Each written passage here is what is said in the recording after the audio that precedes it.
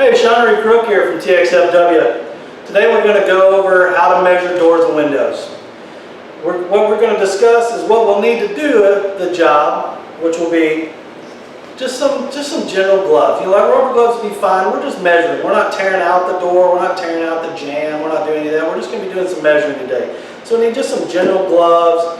We'll need a pen or a pencil, some paper, a tape measure. And if you're going into an occupied home or a home that someone has recently lived in, you're going to want to wear a mask.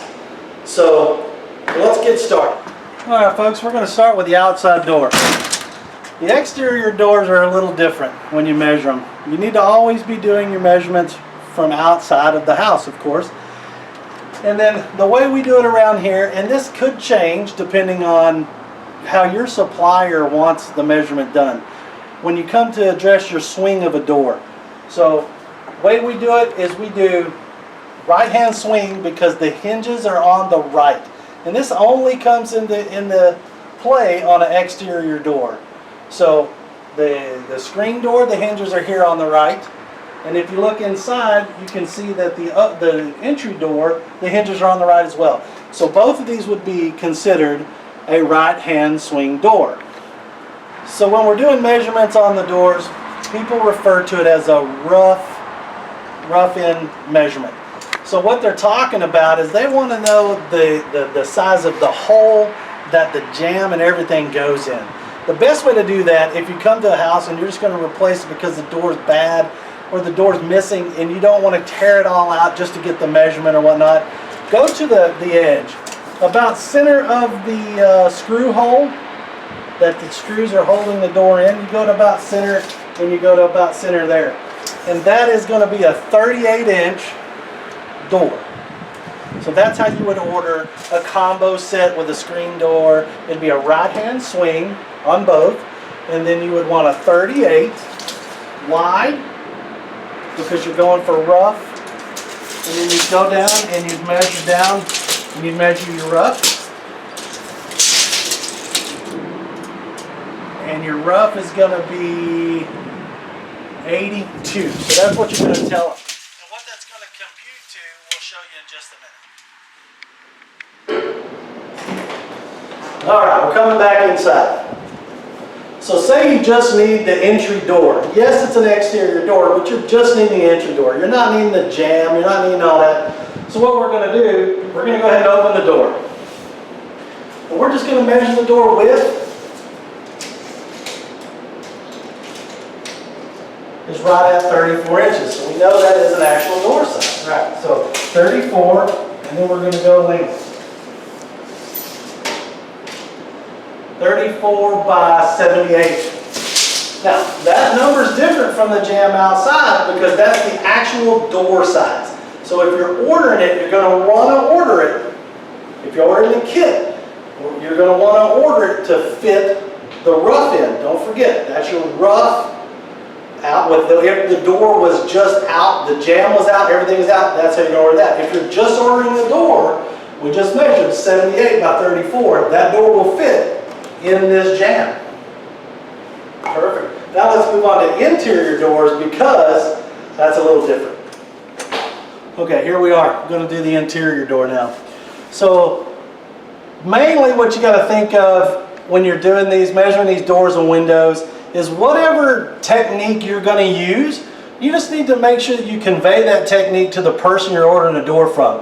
What we like to do and what we found out that works best in our area and with our suppliers is if I'm going to tell you the swing of this door, this interior door, then I'm going to put my back to the hinges.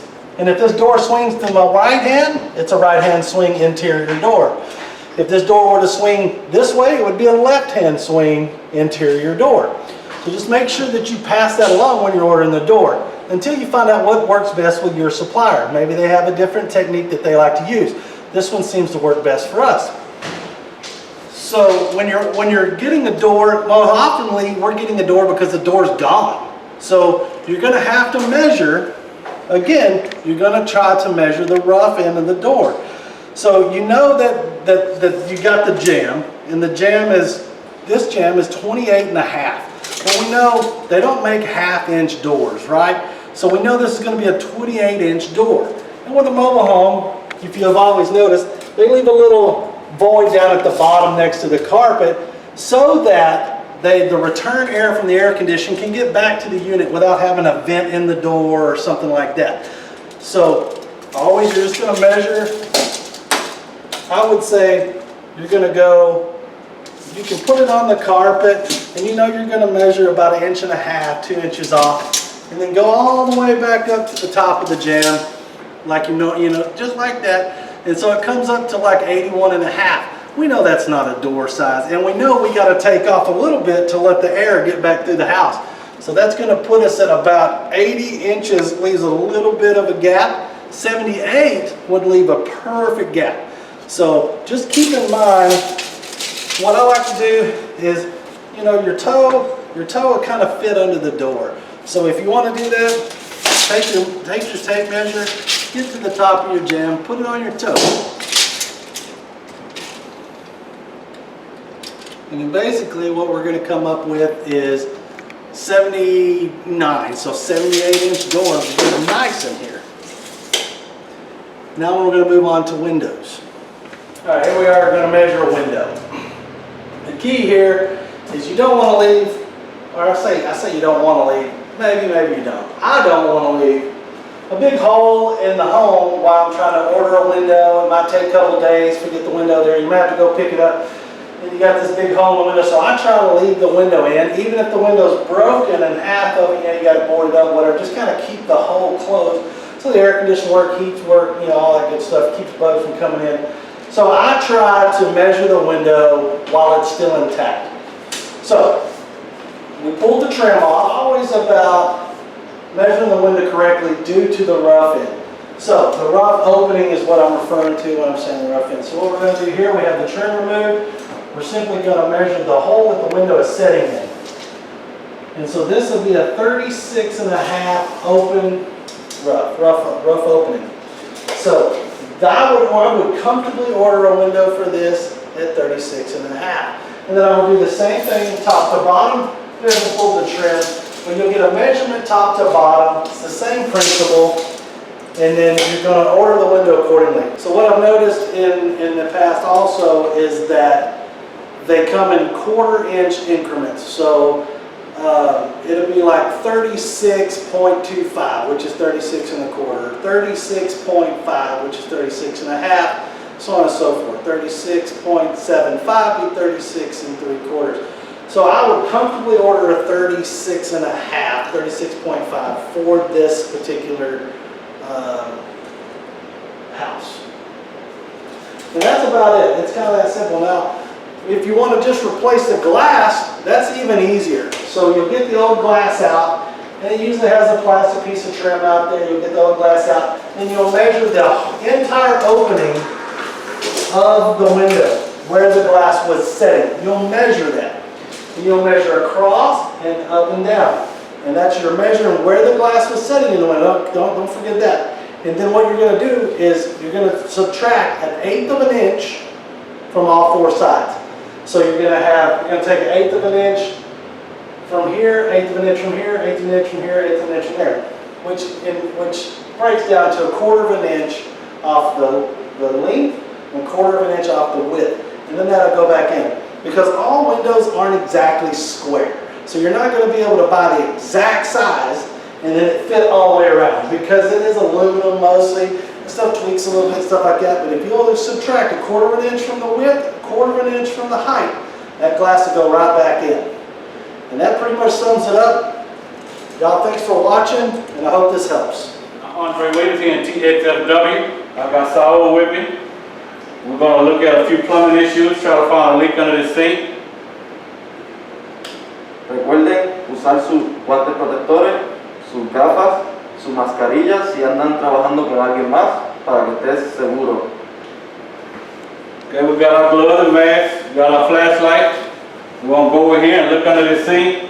We just bought a few tools we might need, some cutters, some channel locks. We got the shark bites here, some pipe. I'm not saying that's the issue, but we're going to look under here and try to figure it out. Tenemos cinta de medir. Si tienen que medir alguna pipe, una pipa o algo, aquí la tenemos y vamos a chequear.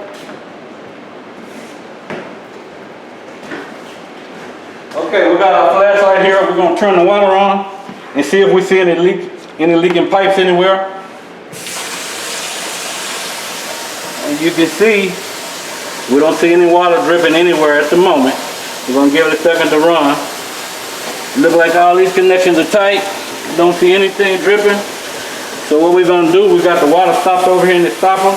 So now what we'll do is check the drain and see if any of the drains leaking, since none of the supply lines are leaking. Removemos el drenaje. As you can see, we found a leak. When he moved that drain, the water started coming through the drain, and we got a small leak, which is a quick fix. All we have to do is tighten this up, and you can, as you can see, it's very loose. Sometimes you can do it with your hand on these drains, but if it's hard, you can get a pair of channel locks. That one was pretty loose, look like I can do it with my hand. And so what we'll do now, we'll turn the water back on, let it come through the drain, and see if that stops the leak.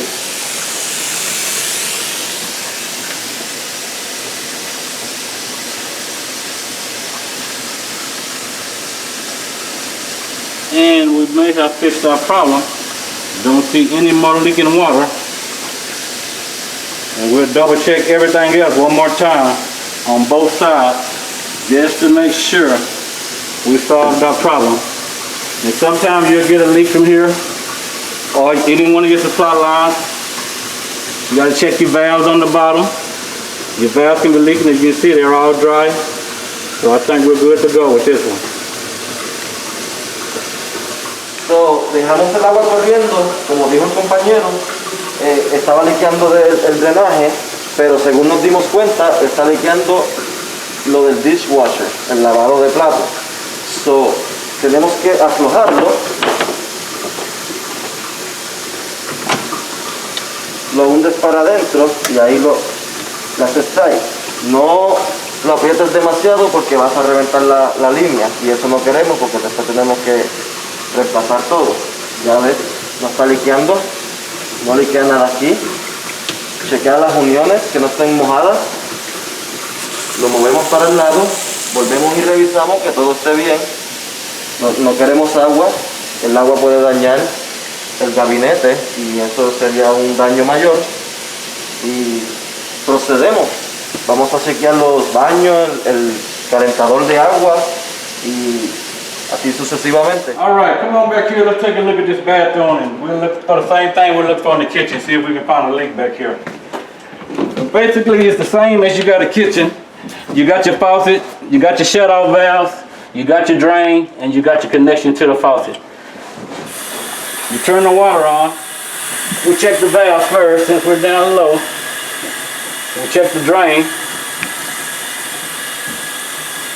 It's all dry. So we'll go up here and check the faucet connection. Never forget your faucet connection, they're up here, but you feel around them or you'll see water leaking.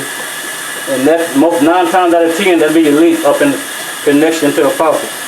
But look like we're all dry here. Como dijo el compañero, venimos hacia el baño y revisamos que no haya ningún liqueo de agua en las líneas, en las shut-off valve y en las uniones. Encendemos el grifo, chequeamos todo que esté seco, no queremos agua, el agua daña. Chequeamos las shut-off valve, siempre chequee las líneas de agua de arriba que conectan al faucet porque no queremos agua. Todo maneja bien, cerramos y nos movemos al toilet. Siempre chequea, shut-off valve, everything. Todo bien. Siempre flushé a ver si le sale agua alrededor, porque muchos le salen agua. Todo maneja bien. No tenemos agua. Okay, we're going to take a look at this toilet and see if we can find any leaks around the toilet. Just show you some areas to look for. First, you got the connection to the bowl, which a lot of times you can hand tighten that and not use channel locks. It's dry, and just watch that line going down. You don't see anything, and you're down to your shut-off valve. Check it. No leaks. And also, I always check around the bowl, around the toilet to see if any water's coming from the bottom. And everything is dry, and we look good on this. But those are the 3 connections you want to check. the bowl, the valve, and around the base of the toilet. And we look all good. One more thing here in this toilet is the wax ring. So you want to check around, get a toilet to flush, make sure you have no water coming from around. And if so, remove the toilet, change your wax ring, and you should be all good. All right, we're in this small bedroom. If a resident called and said he got water on the floor in this bedroom, and we know there's no pipes or nothing in this bedroom, so we're wondering, okay, where's the water come? Oh, we do got water on the floor. But on a more serious note, we'll go around out of this bedroom, which the bathroom is right next door. So we'll step into this restroom, and as you can see, the shower wall is at the same spot on the other side of that bedroom where the water is leaking.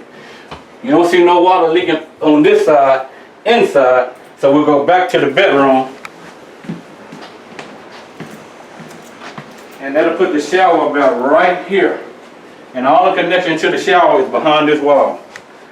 So what we'll have to do, we'll have to cut an access, which we have an access panel to put back to the connections. We'll cut the wall, look in there, find where the leak is, make the repair, and then we'll put the access panel back to cover up that hole where we made the repair. Recibimos una llamada de que tenía el piso estaba mojado y que no sabe de dónde está funcionando, de dónde está saliendo el agua.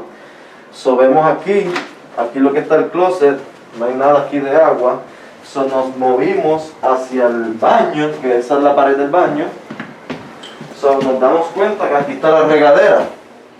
So está la regadera, nada liquea aquí adentro. So regresamos otra vez al cuarto. So mira bien para que no le haga el boquete mal. Le cortas la pared y ahí revisa dónde es que está el líquido de agua. Quizás solamente tiene que apretarlo o quizás tiene que reemplazarlo. Busque su access panel, lo puedes conseguir en su surtidor, lo pones y ya es todo. Tenemos este otro panel de acceso, este es el water heater.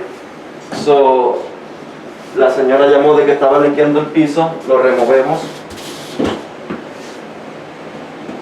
Y asegúrese de que todo esté normal.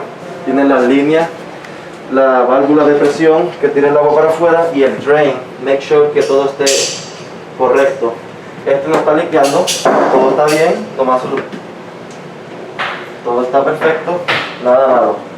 Seguimos por aquí, tenemos el access panel, panel de acceso de lo que es el washing machine, la lavadora y la secadora. Todo bien, conectores, todo bien, nada liqueando y no más.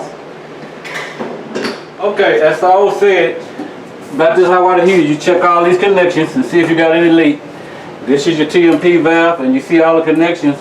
You don't have any leaks, but if you do have a leak, most of the time it's a quick fix. I got some cutters here, shark bites, and a piece of PEX. If you got a split right here on this PEX, cut out a section. Get your cutters, put a sharp bite on each side of this, and you can just repair that section. But first, make sure you turn the water off before you cut anything. And once you finish connecting this piece back in now, turn your water on immediately, it's fixed. You don't have to wait like glue and let anything dry. It's good to go. Digamos que tiene alguna ruptura la manga del agua, nomás agarre su cortadora de pipas, la corta, tienes la chuck back, asegúrese que cuando la pongas hagas el clic. Yep, you'll hear a double click, you'll know when it's in now. From that click, you'll feel it. Asegúrese que los dos hagan el clic. Corta, pone, luego de eso prende su pluma porque no tienes que tener ni pegamento ni nada, lo puedes prender al momento. Asegúrese de que esté bien puesto y no más.